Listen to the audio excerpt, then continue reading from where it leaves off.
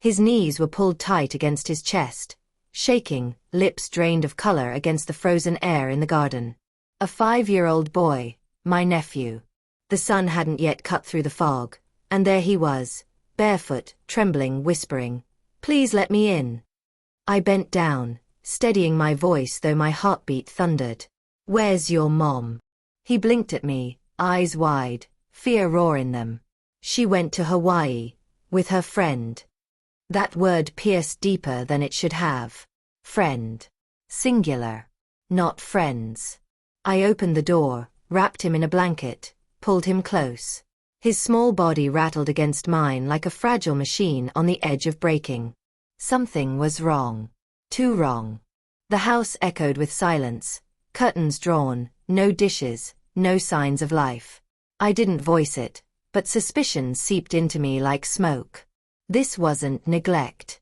This was betrayal. When his hands had finally warmed, I asked again, "Who did she go with?" He looked away, hesitant, then whispered a name I knew. Not a woman's name. A man's. And not just any man. My brother's closest friend. I kept my expression still. He didn't need to see what that name did to me. But inside, something shifted. Memories lined up. The late-night phone calls she brushed off as work. The perfume that lingered after midnight. That conference trip that never made sense. The puzzle clicked into place. She hadn't gone off for a carefree trip with girlfriends. She had left her son outside in the cold to bask in paradise with another man. Betrayal doesn't stop at its target. It spreads, and I felt it spilling into me. I didn't confront her. Not yet. I waited. I watched. Checked her social media. Empty. Too careful. But his account, the man she traveled with, was careless. A reflection in sunglasses, a hand at the edge of the frame, 2 wine glasses on a balcony. Evidence, unintentional but undeniable.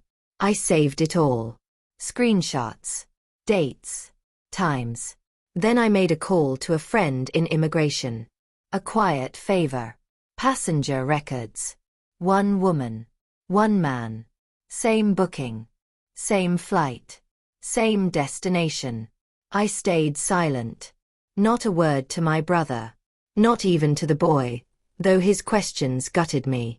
When is mommy coming back? Did I do something wrong? No. He hadn't done anything. She had. Each day wound the spring tighter inside me. I visited her house, looked after the boy, left everything as it was. I wanted her to walk back into her home believing nothing had changed. The day came. Her car pulled up. She stepped out, skin bronzed, sunglasses on, eyes too alive for a woman coming home to a child she'd left behind. She spotted me on the porch and froze. Inside, her son clung to me. She reached for him, cheerful voice stretched thin, but he wouldn't move. I didn't yell. Didn't curse. I simply handed her a folder, thin, ordinary, yet heavy. Flight manifest. Screenshots. Hotel records. Her hands trembled. She opened it, scanned, and the color drained from her face. "No, it's not." The lie cracked before it finished. I only looked at her, cold and steady. That silence caged her more than any words could. I picked up my phone, dialed my brother, put it on speaker. "Come home." Nothing more. When he arrived, she tried to explain. I passed him the folder. His hands shook as he read, silence stretching like a blade between them. She reached for him, desperate. "Please listen. It's not what you think." He stepped back. Her collapse was quiet. Pale face, broken posture. She realized there would be no chance to spin the story, no way to bury what was already exposed. I hadn't just uncovered her betrayal, I had staged her reckoning. Her son watching. Her husband speechless. Me standing still, detached, like an executioner who never needed to raise the blade.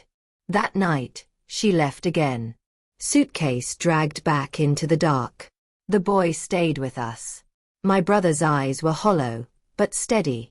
He finally saw the truth that had circled him for years. Later, I lay awake, staring at the ceiling. Betrayal doesn't always scream. Sometimes it's quiet. It's leaving a child shivering in the cold for the comfort of another man's bed. She thought Hawaii would stay hidden. She thought her lies had wings. I clipped them. I never raised my voice. I didn't need to. The truth itself was louder than any rage. And the image that lingers is her face. Pale, broken. At the moment she realized she wasn't clever. She was caught. Forever.